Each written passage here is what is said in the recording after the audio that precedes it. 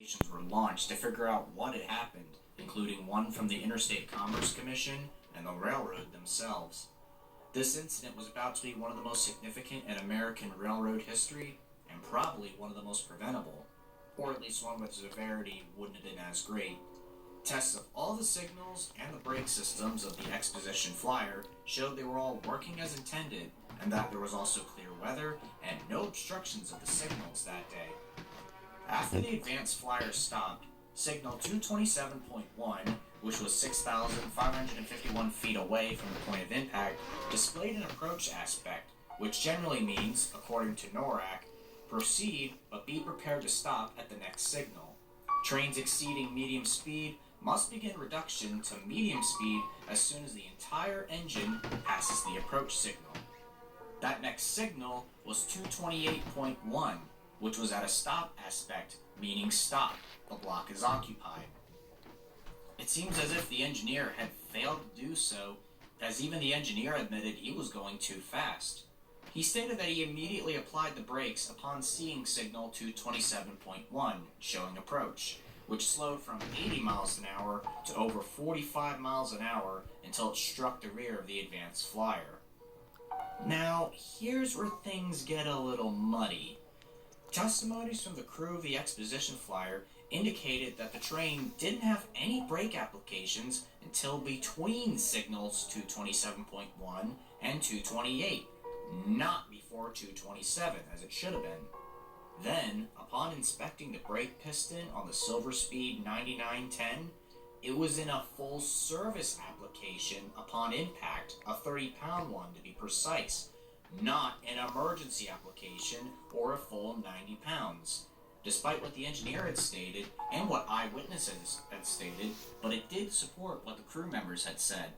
Subsequent tests of a train consisting of similar equipment showed that if the brakes were applied at signal 227.1 with the train traveling at 81 miles an hour, the train should have stopped 395 feet before signal 228, right where it should have been, and then applying the emergency brakes at 86 miles an hour at the point that signal 228.1 came into view resulted in a stop just 393 feet beyond the point of impact.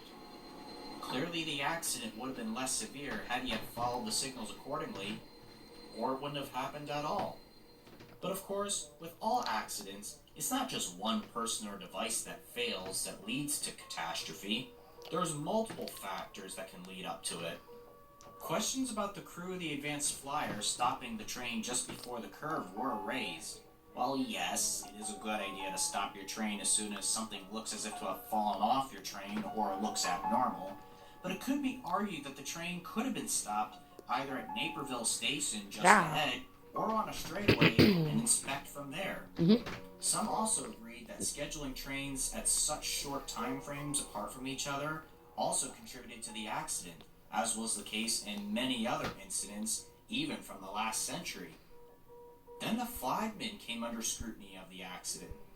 As the advanced flyer approached Naperville, the flagman was in the 12th car inspecting the train as it rounded the curve at the time. All of his equipment was on the 13th car at the rear. Upon the brake applications and the train beginning to stop, he went to the rear to prepare for work. However, he didn't throw any fuses or flares as the train was stopping because, in his experience, they often would remain lit.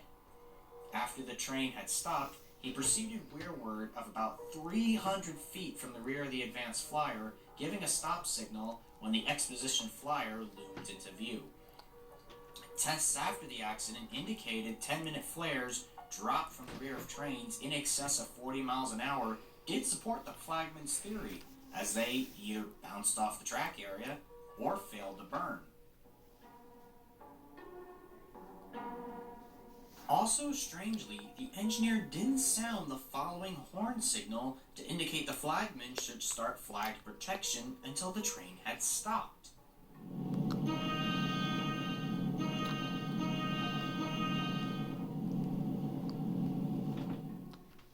But wait, there's more.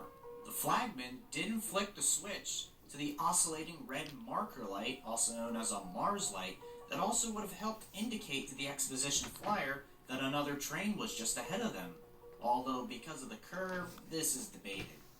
Why it wasn't even on in the first place before the train had left the station remains a mystery. At Hiscox, we ensure all kinds of small business dreams, from custom mattress makers.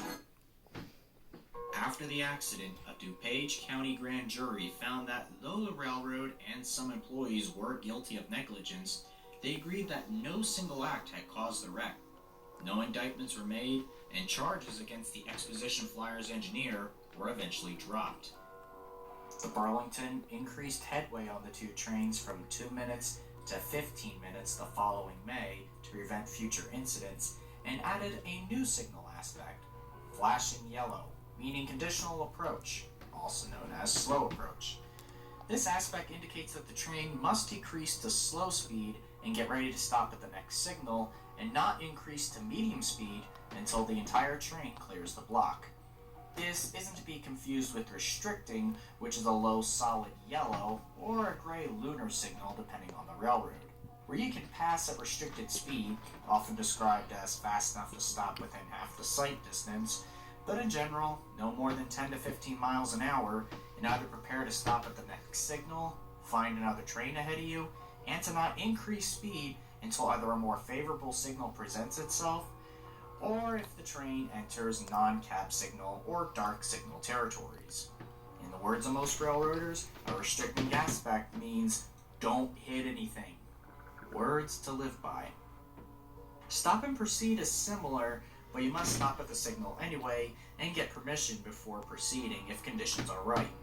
That's only scratching the surface of today's aspects, which can change meaning depending on what rulebook the railroad follows, and signals can sometimes vary from shapes and sizes and how they display aspects.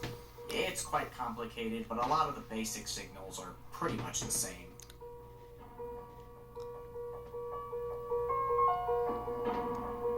Despite recommendations from the Interstate Commerce Commission after the accident, the CB&Q would still run mixed heavyweight and lightweight train consists, but the railroad was already replacing heavyweight cars with stainless steel, lightweight Zeppur cars anyway, even though the mixed consist would still prove deadly in crashes, just like Naperville.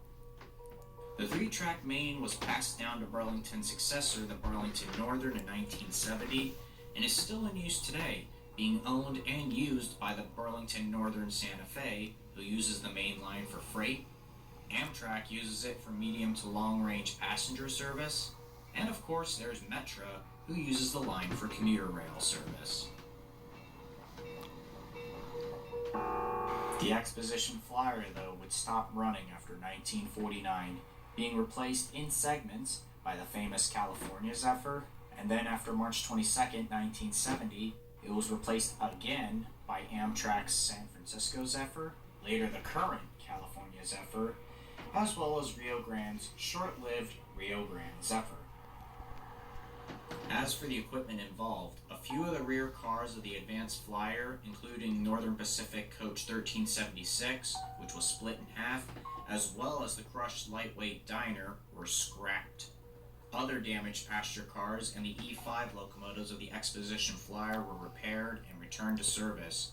Both 9910A and B were sold to the Colorado and Southern in 1955, renumbered as 9951A and B respectively, until being retired in October of 1967, being traded in for SD40s.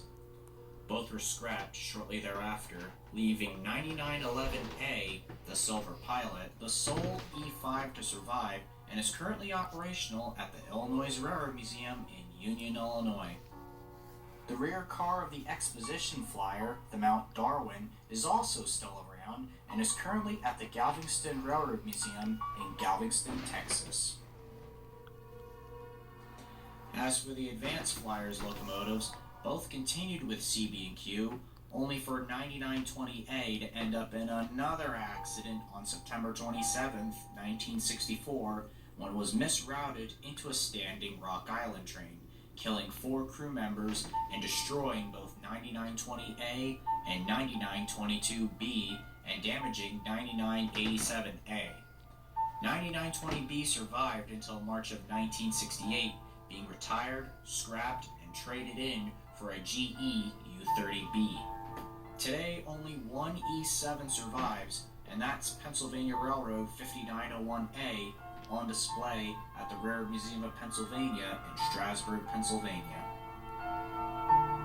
Though the crash is not as well known as other incidents, it was still a major reason why most passenger trains in the United States, even today, have a maximum speed limit of 79 miles an hour, or 127 kilometers an hour, and freight trains often between 50 to 70 miles an hour.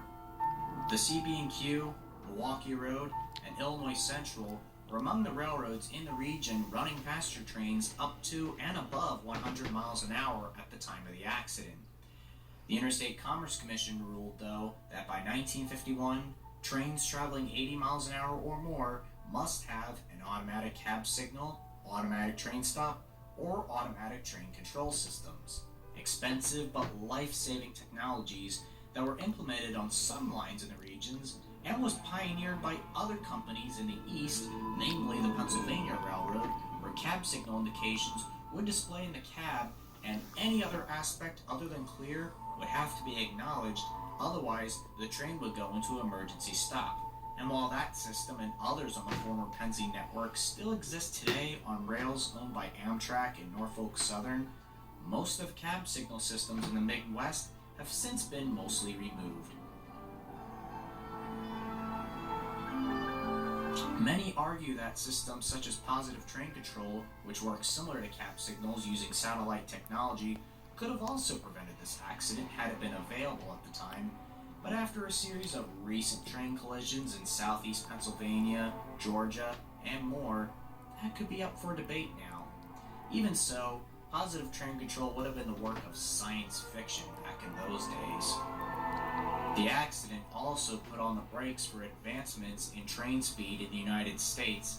However, while some Amtrak lines, as well as privately owned Brightline, are pushing for higher speeds, the former Pennsylvania Railroad network on Amtrak's Northeast Corridor have trains routinely travel at 80 to 125 miles an hour, and the Acela Express even pushes 150 miles an hour in select regions, such as in New Brunswick, New Jersey, Mansfield, Massachusetts, and Richmond, Rhode Island, using that very cab signal system of the Pennsylvania Railroad days and positive train control. Talks of the successor, the Available Liberty, pushing speeds of 160 to 180 miles an hour are in the works if infrastructure improvements are met. In 2012, 66 years later, Chuck Spinner published a book titled The Tragedy at Loomis Street Crossing, dedicated to the victims of the accident. Thanks to the interest generated by the book, a Naperville committee selected Paul Kuhn to create a sculpture at the site where the accident occurred. The sculpture, erected in 2014, was made of 5,000 railroad spikes commemorating both the victims, local heroes, and the rescue workers involved on that fateful day over 78 years ago.